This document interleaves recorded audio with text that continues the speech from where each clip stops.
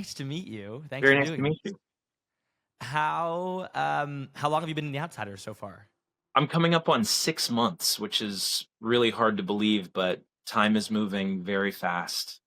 Did Yeah. you know that you always wanted to be on Broadway? I did not. I did not. It is something that I have sort of been guided into. I don't wanna say stumbled. I think I've been a lifelong performer, and I was lucky to have parents that sort of supported me on that and were like, you know what, he needs a venue for this desire to express. I was doing a lot of like exhibitionist sort of street performing as a kid, very disorganized, just sort of like if I was out and about with my parents, I'd be singing or dancing. And I was obsessed with Michael Jackson, as many kids were that were my age. And I think such a theatrical personality, Michael Jackson. Yeah, yeah. And I think that was fascinating to me, and I was trying to emulate some of those things. And my mother is also an artist, not professional. So she just she paints and does sculpture and everything. She's actually a nurse by trade, but Wow. I was exposed to art at home in a way that it was just something that we did. um, and I was lucky to keep encountering people that were involved in more structured forms of artistic expression, whether it was being in the band at church or doing community theater. I did my first musical when I was 19 years old, actually. And it was a community theater production of Jesus Christ Superstar. I did an audition. They just needed more. They needed more boys, so Right. I just joined the ensemble, and that was my first exposure to this sort of like theater thing. So I had no idea what Broadway was until I was like 19 years old, actually. And So how old are you now? I'm 36. Oh, okay, nice. Well, you Yeah. look really young, by the way. Thank you so much. Mhm. You're welcome. I thought I would have thought you were like 27 maybe. What was your audition process like for the show? Like was it hard to get into the show? It was a little extended, so I auditioned for the original Broadway cast before the show opened on Broadway. I didn't get it the first time around, which is okay, and I sort of moved on from it. But about 7, 8 months ago, the guy that was playing this role before, I think he booked a movie or something came up, and I just so happened to be available, and they brought me in for one more audition. So in total, I've only done 3 rounds of auditions for this show. An initial audition, a callback, back before it opened on Broadway, and then sort of like a last minute come in and do the material again for the director. And then it took a little bit of time, and I actually booked another Broadway show, uh, and ended up going with The Outsiders because it's a hit show, and it's a lot of fun, and I think that people really love it. Ooh, can you share what the other show was that you booked? Um, I don't know if this is like top secret. I didn't sign an NDA. It was actually The Great Gatsby. Cool. Okay. Yeah. Wait, I'm so curious about the situation of not getting the role and then getting it again later. Like, did you, I don't know, lose faith in the process? Like, were you really like down about that? And how did you kind of continue to believe in yourself during that time and then end up here? I think it's so cool that you ended up getting it in the end, right? Yeah. Well, it's funny.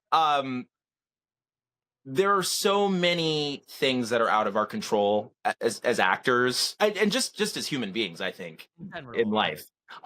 And when we're trying to get jobs and everything. And the thing is, I knew I was right for the role, and I've dealt with rejection for the better part of 10 years. That's how long I've been in New York doing this thing professionally. And it's just normal at this point. And I I often, for my own ego, I often say their loss, you know. I like that. Because I know what I can bring. I know that I elevate stories. That's why I have been doing this consistently. But there are also other things going on. You know, producers have things that they want to do. The director might have a specific vision and their biases, and I there's no way that I can really expect it to go my way all the time. But I I know that if I've been called in 9 times out of 10, um, I I can do it. Whether or not they realize that in the room, that's up to them.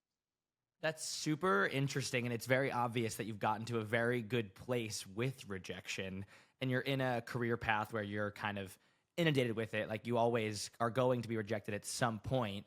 Do you have any advice for somebody that's, I don't know, in a period of rejection or isn't at a good place with it and gets really down on themselves about it because you seem to be at a great place with it, and like even just saying like it's their loss is such a cool way to look at being rejected. So do you have any advice on that? Yeah, I think what I'm realizing very, very recently, especially like being in this commercial theater space, once you once you kind of hit and you start doing things and people start calling you in for stuff and people realize, oh, I like this. People like this guy. It demands a lot of you. Once people realize your value, it demands a lot. So what I'm finding is I have to be in a practice of creating things for myself, without the pressure of this industry, whatever industry you're in. I think it's important that people are in the practice of creating things for their own enjoyment, um, for their own sense of accomplishment, that are divorced from the commercial space, from the commerce space, because then you're actively proving to yourself your intrinsic value, your sort of dedication to something that has meaning. And then it's sort of like, as that sort of mountain of your personal expression and value is building, there are little pieces that you can pull off to give to whatever systems are in place that you have to participate in to make some money. But it's also important to like put a magnifying glass on like where the value is. Obviously, society teaches us that it is good to be accepted by the in group, right? And if you're on the outside, that's bad. That is reinforced all the time through messaging and all sorts of things. But that is active messaging that we're receiving at all times because it serves a bigger system. So I think we have to be aware of that, and we have to have practices in place where we learn to value ourselves every day. Can you share any of those practices where you've learned to value yourself or how you've learned to? I think what you just said was super interesting. Yeah, well, I will say, so I'm really big on investigating shame because I have ADHD. That so a big part of that is feeling like, for my specific branch of that, and as somebody who's not medicated, um, there's a sense of like the things that I can latch my attention onto and actually get done, and then the things that I can't latch my attention onto that often fall to the wayside, that I forget, that I don't complete. And that's a lifelong thing. So 36 years of that, there's a lot of shame connected to that. So I have had to do a lot of work, that is not me dissociating from the shame, but sort of realizing that, okay, I have feelings about myself in relationship to the things that I'm not able to do. So a lot of my work as a non-medicated person is like, okay, where where is the shame? Okay, let's look at that. Why? Now I have to make an opposite statement about myself constantly, and do things that I can control that reaffirm that I am smart, I am able, I am capable of doing things, I am talented. So I do a lot of to-do lists every day. Um, there are, and it's funny, I got this from a guy on Instagram, and I wish I could give you his handle, but all of his content is about getting things done. Um, but a big thing is 4 daily wins. Can I share that? Can I pull it up? Do I have time to pull this up and read this to you? Of course, that's I exactly that's like exactly the type of thing I love to hear. Yeah, absolutely. Okay.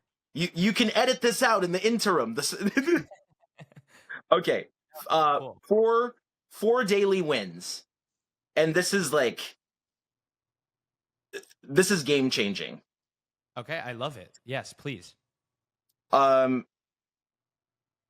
so here we go. Okay. Great. A physical win in which I honored my body today. So that's a gym session, doing yoga, just going for a walk, stretching, breath work, anything that I've done to invest in myself. That's and if I do it and I write it down, boom, check that off. I've won. My self-esteem goes up. Okay. A Absolutely. Number two, a creative win. Um, just being able to say I made something today, whatever it is. That could be like a journal entry, working on a song or a scene or anything, or even starting to make a post for social media, something like that. But it's just something creative that I did for me. Okay. Specifically for my ADHD, a focus win. So I can make the statement that I gave myself fully to something today. So that is time that I blocked out, completely undistracted, to commit to anything. And usually that's where I would focus on learning something, practicing a skill, whatever. Reading. Right. Reading, scene analysis is a big thing for me, like if I'm prepping for an audition, but blocking everything out, putting it on do not disturb, and just focusing on the one thing for whatever amount of time I choose. And then a clarity win, which is reflection on where I'm at, sort of the mentally, emotionally.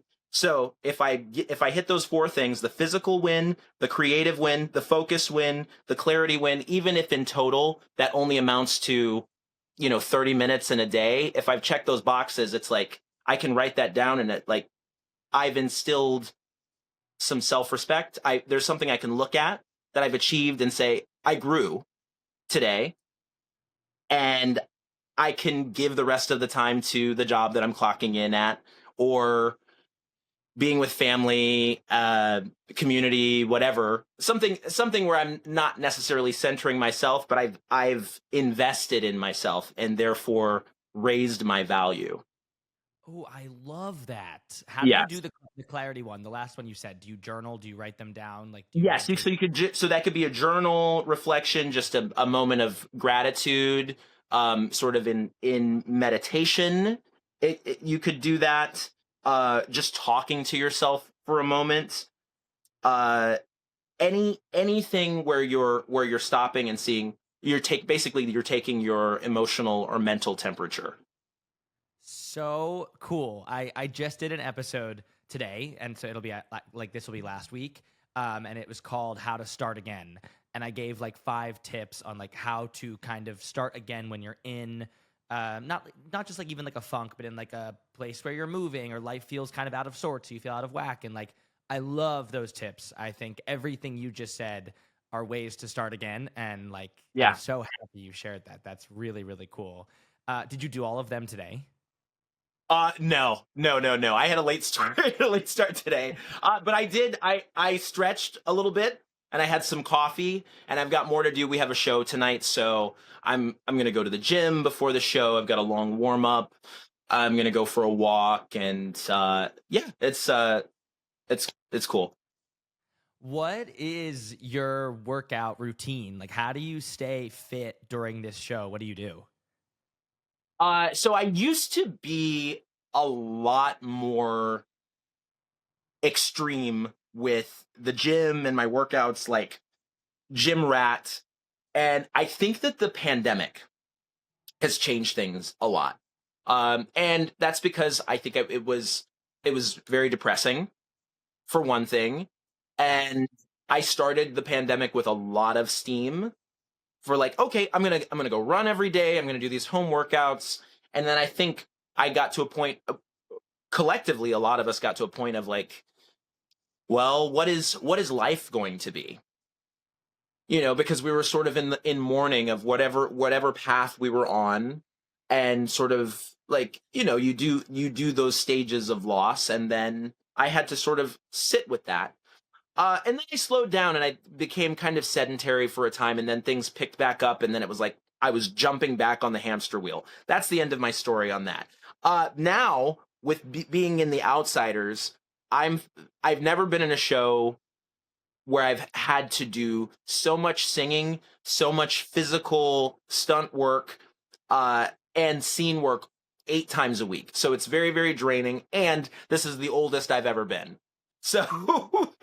I am Right. down to, as you know, we all are. I am down to about 3 workouts a week.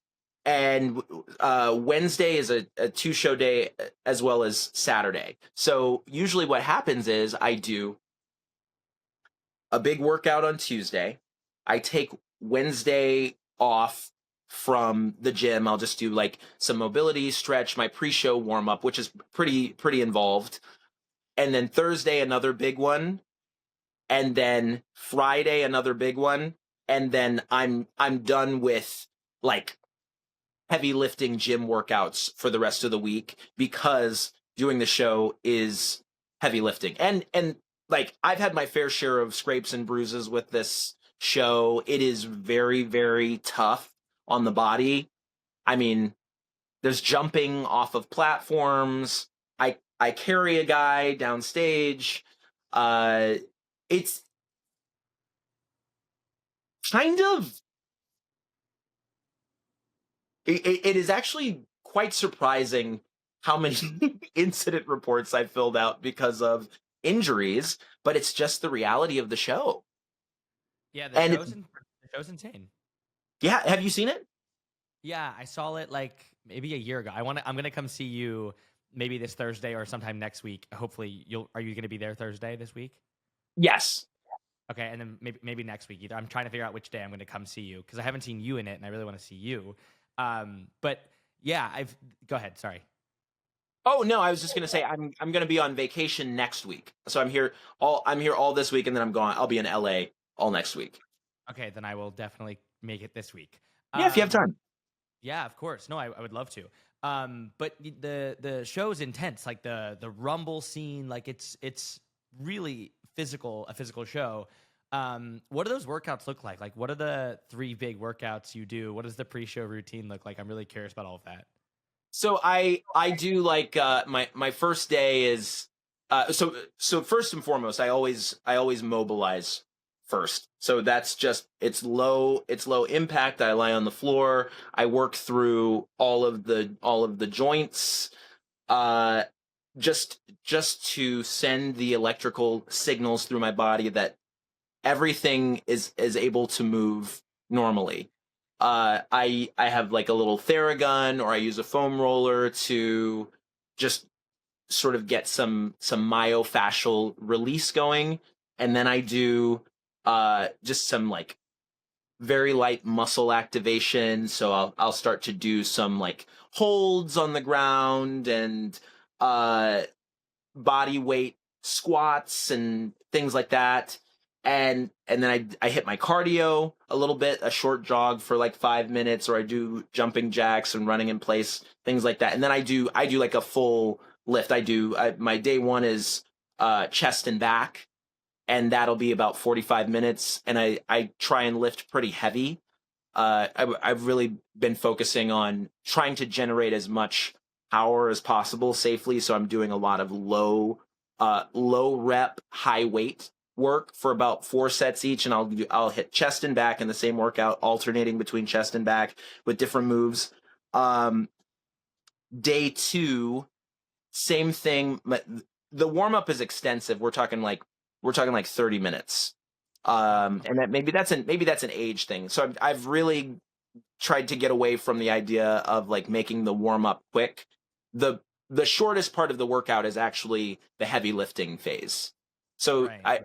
I'm spending a lot of time priming my body, and it continues. Like after I finish the workout, I'm cooling down and then priming myself again before I go and do the show, because the show calls for even more physical preparation. Um, Day two for me is lower body stuff. And what I figured out, and this is true for a lot of people, unless they're pro athletes, we've all got weak glutes. And this is leading to a lot of back pain and hip issues. So my mission has been glute activation very recently. So I spent a lot of time doing that. I do like Pilates videos before I do my weights. So I'll do my warm up, I'll do a Pilates video focusing on glute and core stuff, and then I'll jump into my lift and I do like compound stuff, squats and deadlifts and leg press and all that stuff, and then my cool down. And then the last workout day is more isolated moves. So, shoulders, biceps, triceps. I'll even go back and hit like isolated leg machines. But those smaller things that, the ego, Right. the, Right. Totally. the ego muscles, because it's like we hit all that. So when we're doing our bigger compound lifts, we're actually activating everything. But uh, you know, I like to get a little pump. So that last workout is more about the pump. But just really the biggest thing is sending the signal to my body that I can endure pressure, and it's eustress. Have you heard that term before? No, what is that? It's stress that is calculated, that you're taking on by choice. That's what's happening when you work out. Cool. So you're consenting to taking on the stress. It's not like the stress of work and things that you didn't see coming. You're actually, um trauma is the wrong word, but you're doing things that are creating tears in your muscle fiber. So Right. the body is receiving a form of trauma, but you've sent the signal to your body that, okay, we're going to put ourselves under duress, and that's going to be okay because we're preparing for it. And then we're going to honor ourselves in recovery from that. And this work is going to serve us later. Unlike when we're walking around in Times Square and, Right. somebody No, gets in our face. you're actively choosing to bring the stress upon you. Yeah, that's a cool term. I like that. How Yes. about diet, like what you eat in a day, in a show, Oh creatine, man. powder, all of that? You, I'm do really you have any tips? no, no, I do not. It's gotta be better. It's gotta be better, but the main thing is like I can't skip meals, or I will suffer. And like we need food to live, but pretty much anything that is prepackaged, anything that is in a bag, anything that has nutrition facts on it, you're better off just Not eating right. the whole food, eating the whole fruit. It's just, unfortunately, we can't really trust that stuff at this point. Yeah. There's no incentive for this is now I don't know, but maybe I'm getting in trouble. There's no incentive for corporations that own food companies to make products that are actually good for people. There are incentives to poison people, to sell pharmaceuticals, surgical operations, transplants. Like it's you have to eat real food Yeah, where I you mean, can get it. I love asking people like you that question because for all intents and purposes, you are an athlete. Like you're Yes. performing 8 days a week. You have to keep your body in a really intense physical, like in a really good, strong condition. So, I mean, for anybody that's looking to get into better shape, I am. Like I'm always looking to get fitter, get stronger. I love to hear what somebody like you does in a day to, I don't know, feel good and be able to do the role in like a really intense way, because you perform 8 days a week. Like, it's really a crazy job that you have. So getting to do Yeah. that and preparing yourself for that role, I love to hear what you do. Yeah, and Um, I don't know. I mean, I don't know what your demographic is that listens here, but I will say for people that are interested in doing theater and Broadway specifically, not every show is built the same. Like the last couple shows I've done have been very much park and bark. I just walk out there on stage, sing a song, do a scene, and go back into the dressing room. So it's a different requirement. And things can look very, very different. But for a show like this, for a big dancing show, another show that I did was Once on This Island, the national tour of the Broadway revival that Michael Arden directed. That was another one where I had to warm up very, very extensively and then cool down.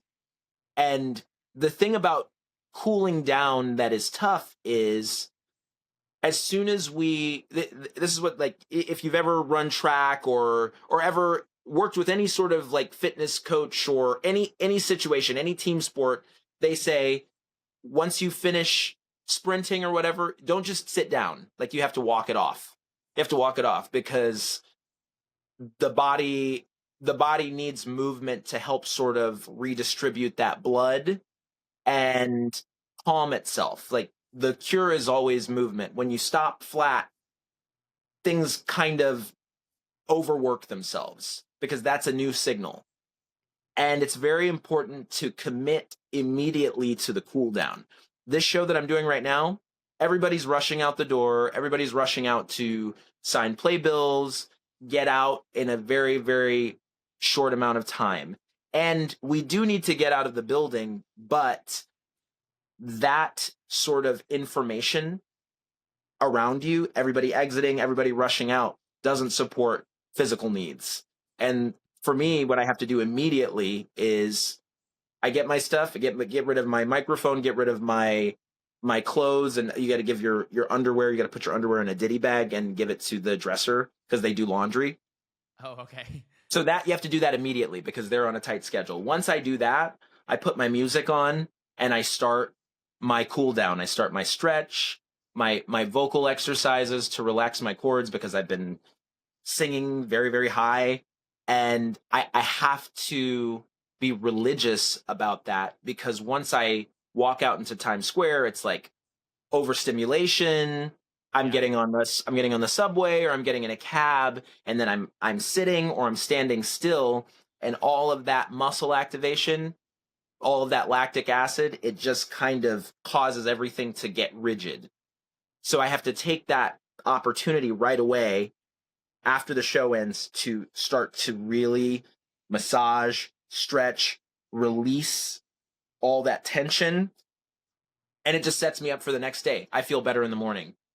Right. I mean, I think you have arguably one of the most intense roles in the show. Like, you have some of the biggest songs that you sing. Like, "Little Brother" is really one of the craziest songs, and it's an intense role. So, like, after you do all of that, how do you decompress? Like, can you go home and then just like go to bed? Like, how do you come down from all of that? Yeah, I'm working on that. I have noticed I'm pretty wired after the show. Um I actively have to meditate.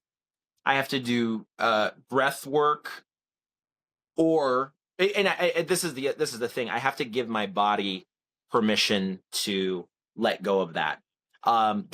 There's a book. There's a book out there. Is it "The Body Keeps the Score"? I haven't read it, but I've heard it referred to. But that statement alone is true. Especially as actors, we are we are putting ourselves through these paces, doing all this grunting and this fighting and all this physical work. The body doesn't know the difference between what is real and what is a performance. So I'm cognitively like, okay, well, I'm just saying these lines, and I'm doing this thing, and I'm like pounding my chest, and I'm like, okay, that's done. But I still feel like, gosh, I really beat myself up. So I Yeah. kind of have to, and I probably sound crazy. If anyone were to like um pass me on the street and hear me, they'd probably be like, what the, get out of here. But I have to talk to myself a lot, and I often say, thank you so much for going through that with me, because that's a lot, and that's a lot 8 shows a week.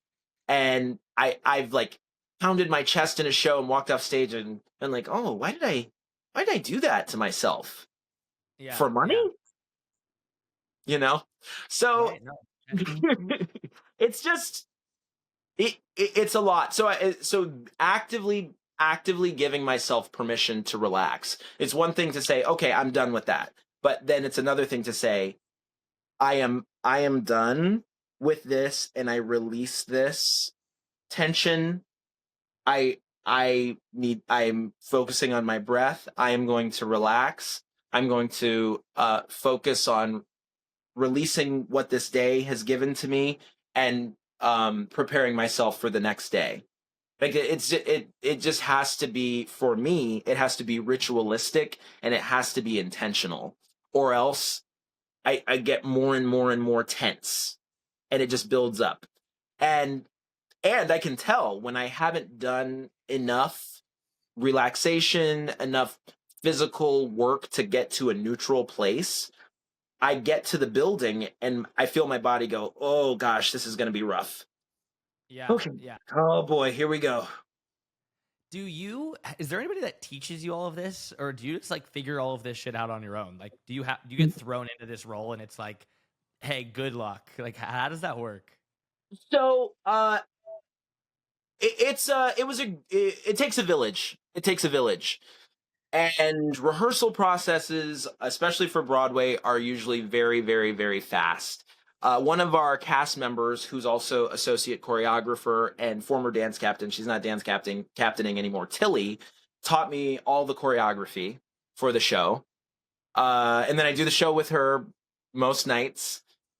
And then Miranda, who's associate director, did all the scene work with me and helped me learn that. And I also worked with representatives from the stage management team to teach me things, and people brought props to the rehearsal studio. So it's a group effort.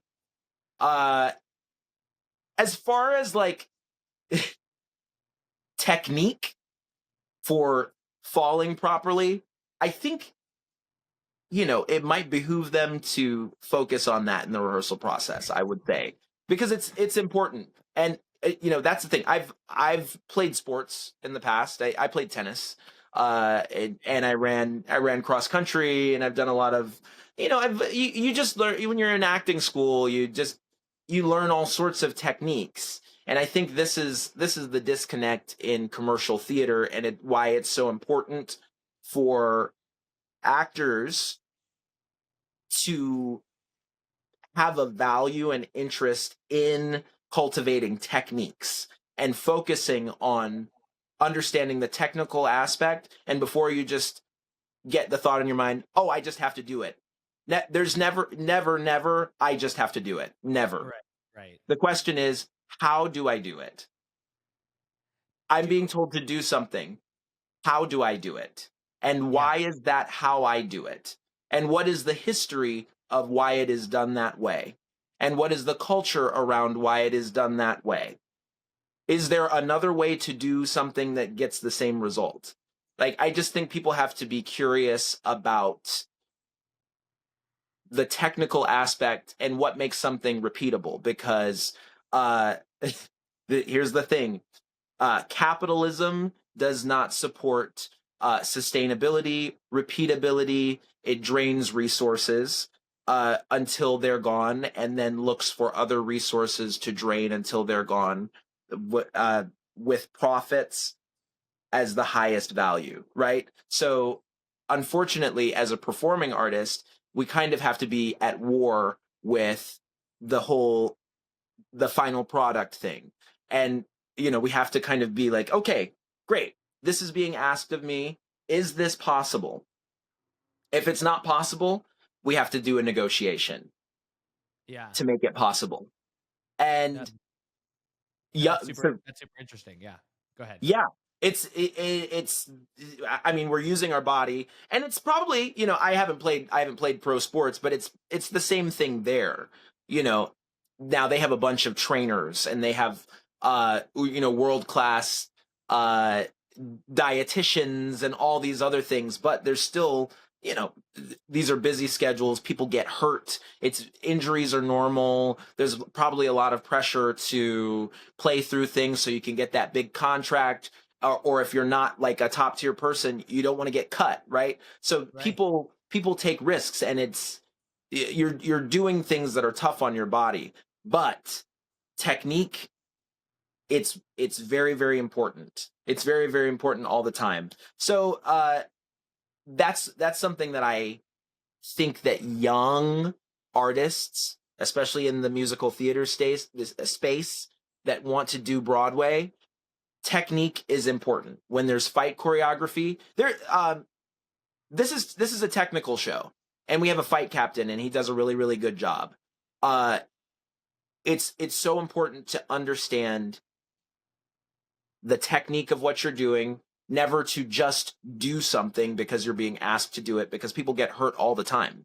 People get hurt on shows, and then they're not able to work for multiple years, or they have injuries that affect them for years to come. So you have to be smart about protecting yourself, and making sure that your body is able to perform the things that are being asked of it. I think your comparison to professional athletes and like sometimes people pushing through because they don't want to be cut is super interesting, because that's definitely the case for so many young people. Like they just want to keep going, and they'll do what it takes, even if it's not the right technique. And I think that can be applied to so many different careers too. Like you'll just do whatever it takes to get by or get through and get to the next round and get to the next thing. Yeah. So yeah, I think what you just said is really, really cool. Um, are you good friends with people in the show, or is it like kind of coworkers? Like I've always wondered that, and that people just expect actors and people in shows and movies to just be best friends with people. Like I remember people were so shocked when Drake and Josh weren't good friends, and people Mm. like you people expect, because you're in a show like that, you're good friends with everybody, but you're not just you are coworkers at the end of the day. Like what is that relationship kind of like backstage? Is everybody good? Like, yeah, go ahead. I feel like I can talk to everybody. I am new, and just like any sort of family, uh, people have history. Yeah. People have history, and you have like cliques and little tight knit groups. But I feel like it's a really good group of people that I can talk to. Um, the show is very tiring, so I don't do a lot of the group functions. We do have like Saturday night on Broadway, where we all go down into the basement and we hang out. Sometimes people have drinks and food and things like that, so that's nice. We also do big company dinners once a month, where all of the staff from the building go down into the lobby, and there's food, and we get a chance to talk with people from different departments. So that's really, really cool. But I've joined some companies of shows later on, and it's always the same. Like and this is my whole life. I'm like a military kid. My parents are divorced, and they're both Army vets, and we moved around a lot. So my life is a series of m- moves, joining a new school with a new group of kids, and sort of being on the outside. Like I'm the real outsider, you know. Uh Right. but that's been educational for me, and it's just sort of like one of those things. I kind of find my footing eventually, and um people accept me, which is really, really cool. But shows where I've been there from the beginning, it's like, as time passes and you're developing things, you get to a certain point where it's like, oh gosh, I really know these people. and Yeah. you grow with them. That's a different experience than joining in year 2 of a show. Do you have any advice for somebody navigating that? Like joining something later, kind of, it could apply this to anything, like joining a new company, joining a new school, like any of this can be applied. Do you have any advice for somebody in a similar position to you joining something later and kind of feeling like the outsider in that way? I think, hmm,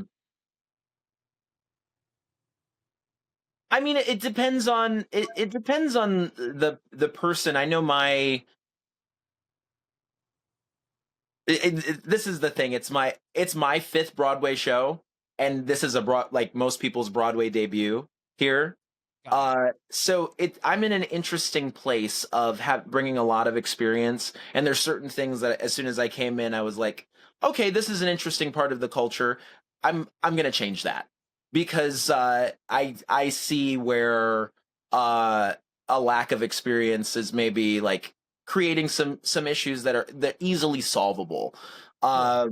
And I think this is the thing, like the job is the job, and when you're hired to do a specific job and there's a culture that is sort of the ruling culture, I think you need to investigate first and foremost. You need to see what the lay of the land is and figure out what the rules are. So that's been a big thing for me here. Like there's a certain way that things go in the building that I'm not used to, but I've come to understand them, and the first thing I did was just really watch. This isn't learning how to do the show, learning my role and my character. This is separate.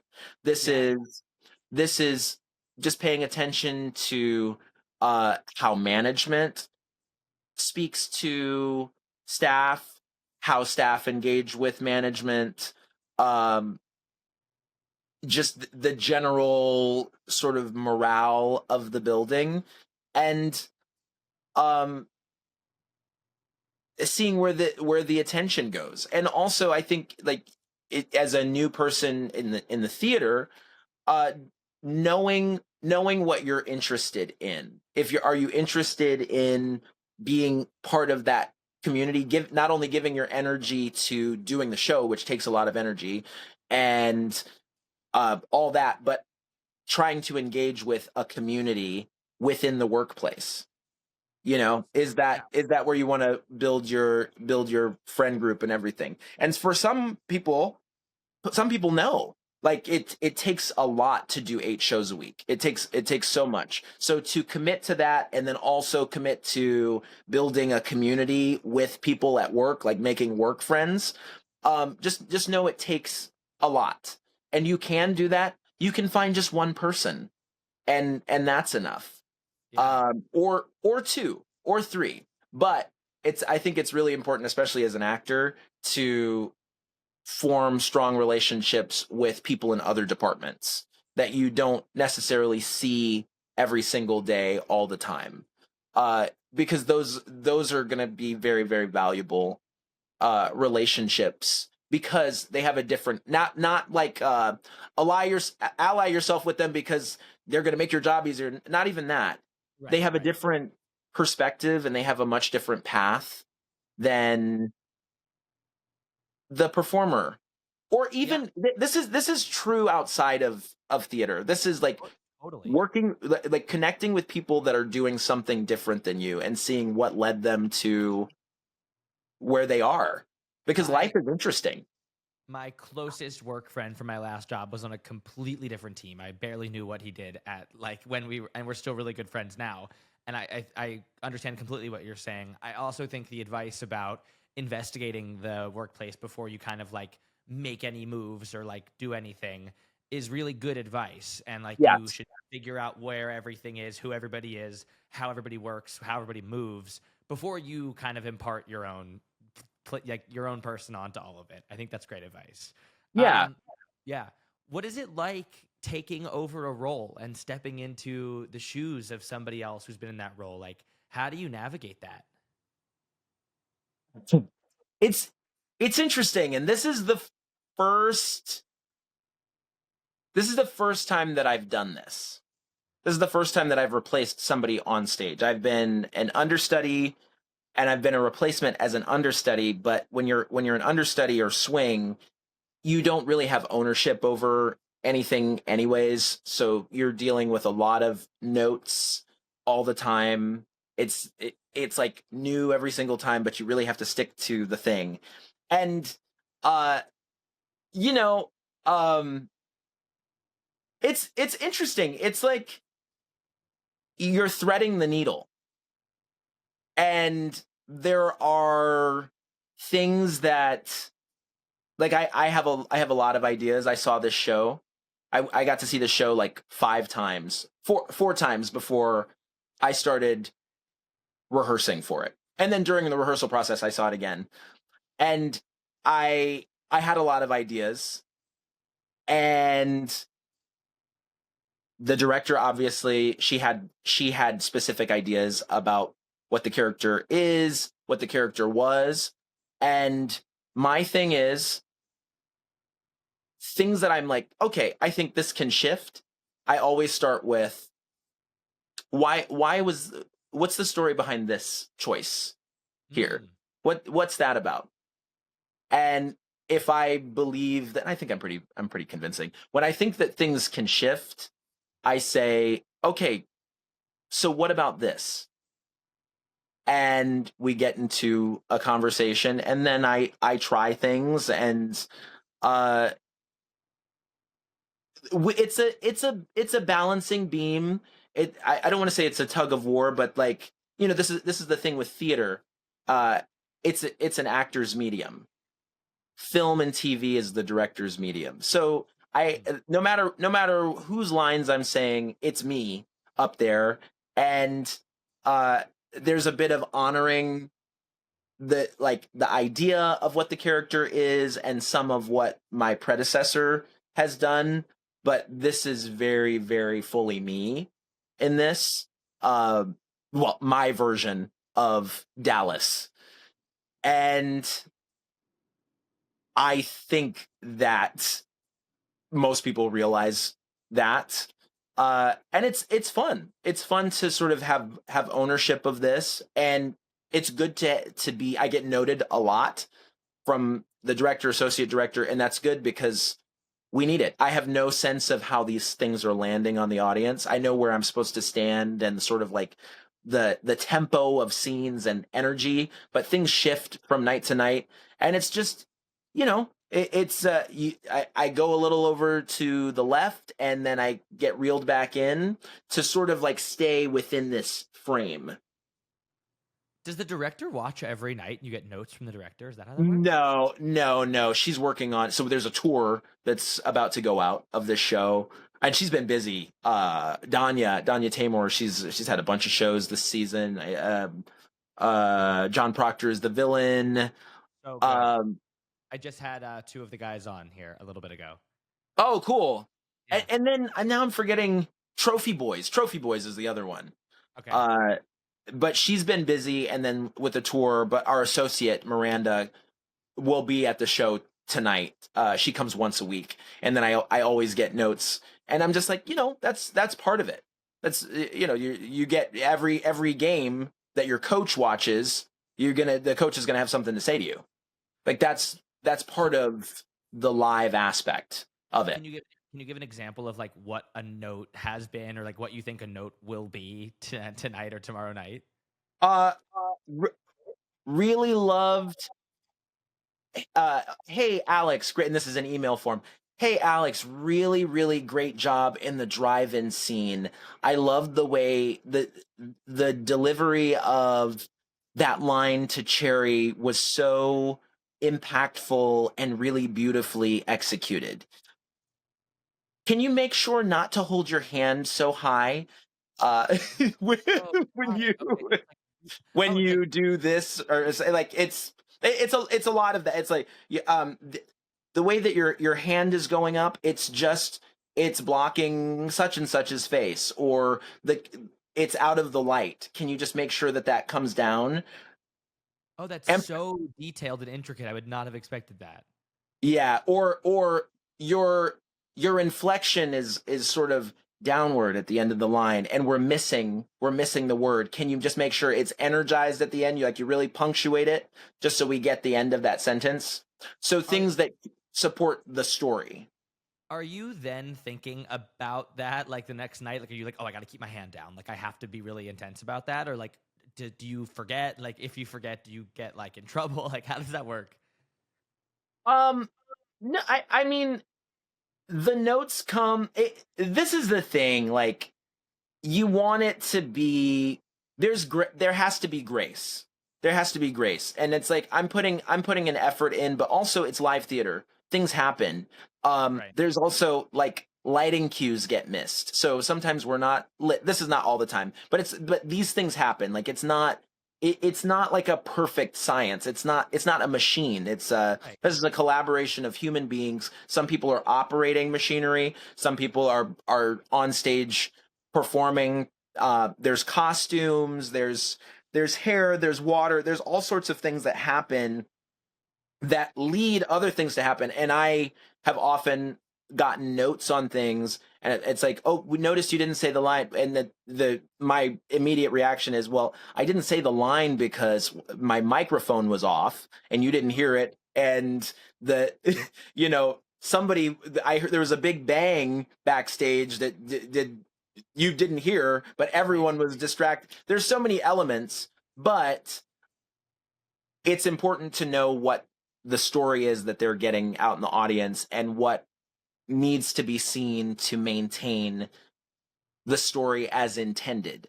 And that's the thing, when you're an audience member, you actually don't know all of the details that are meant to be seen. So Right. whatever version of the story you see, you're going to accept. There's also so much to pay attention to that like you're Yes. you're missing so much, and you're not you're trying to pay attention to so many different things, and like I don't think you could ever see anything if you saw it 10 times over. Like it just you miss so much because of all of that. Um what is it like being a part of The Outsiders? What is it like being a part of one of the biggest shows on Broadway? Um I mean, the coolest thing I think is how much kids like it. There's a lot of young people that get really, really excited and they dress up as the characters. That's probably like that's the coolest thing for me.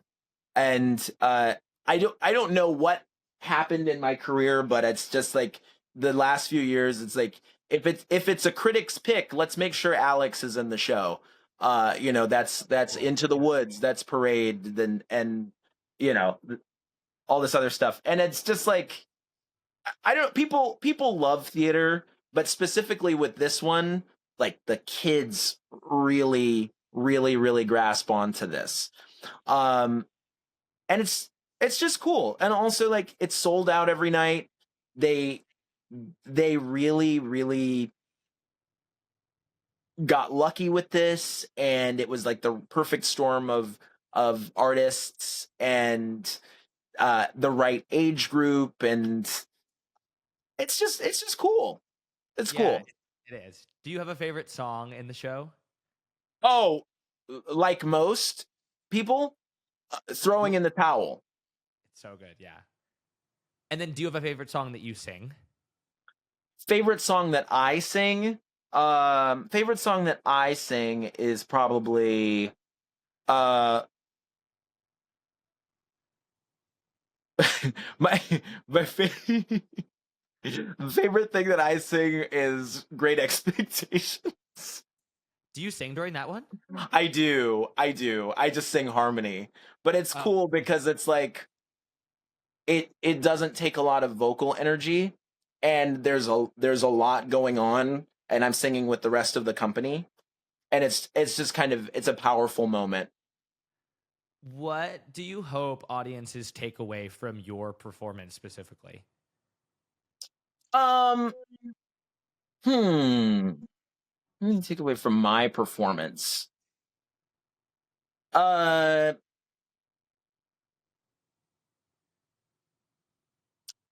I think that